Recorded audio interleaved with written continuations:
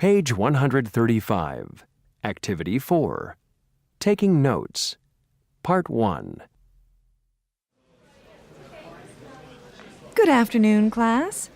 I want to start today by telling you a little story. Once there was a young woman from Mexico named Consuela who came to New York to work. And she got a job at a factory owned by a man from Taiwan.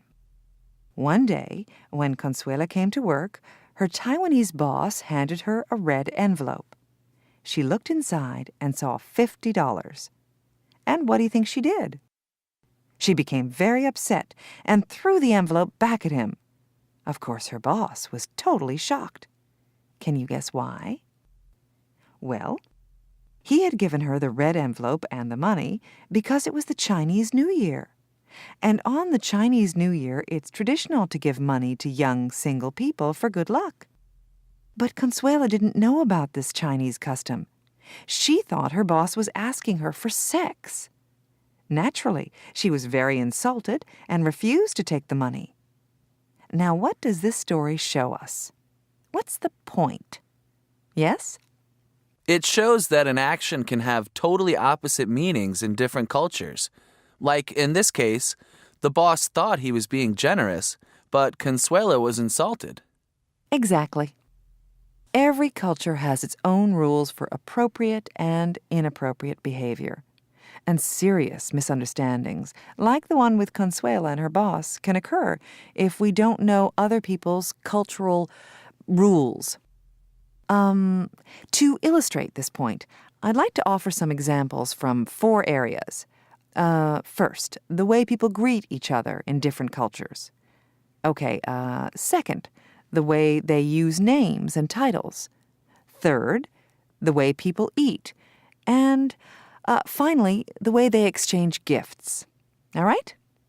So, let's start with greeting customs. I mean, how people behave when they say hello.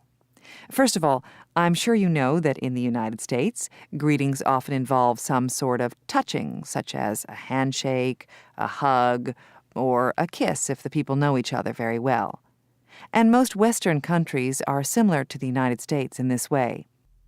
Also, did you know that people from France kiss almost everyone on the cheek, even strangers? On the other hand, people from most Asian countries don't usually feel as comfortable touching in public. I mean, it's normal for businessmen to shake hands, that's true, but many traditional Japanese prefer a bow, while people from Thailand, for example, normally hold their hands together in a kind of prayer position, like this, you see?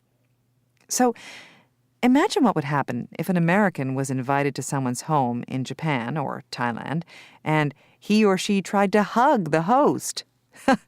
It would be very embarrassing, right? And yet, that behavior would be perfectly acceptable in the United States or Latin America. Another behavior that differs from culture to culture is the use of names. Maybe you've noticed that many Americans use people's first names very freely, even if they've just met someone. Some people even call their bosses by their first names. In contrast, people in most other cultures are more formal and prefer to use family names to address people, like Mr. Martinez or Ms. Schultz. In some countries, like Korea, for example, it's polite to use a person's title or position with their family name. So you'd say, for example, Teacher Park or Manager Kim.